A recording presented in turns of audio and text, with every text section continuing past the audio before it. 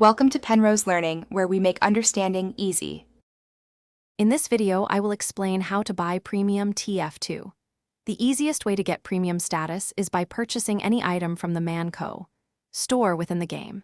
This one-time purchase immediately upgrades your account, granting you access to all premium benefits. You'll unlock item drops, crafting, and trading, enhancing your gameplay experience significantly. It's a straightforward process that quickly elevates your account. To begin, simply launch Team Fortress 2 and navigate to the Man.co store directly from the main menu. Browse the available items and choose anything you wish to purchase. Even the lowest priced item, like a weapon or a key, will trigger the premium upgrade.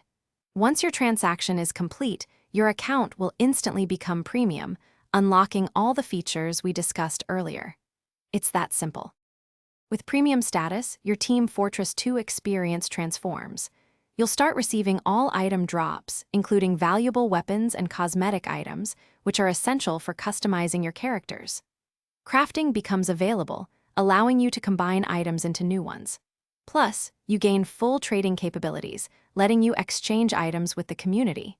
Your backpack also expands to 300 slots, giving you plenty of space.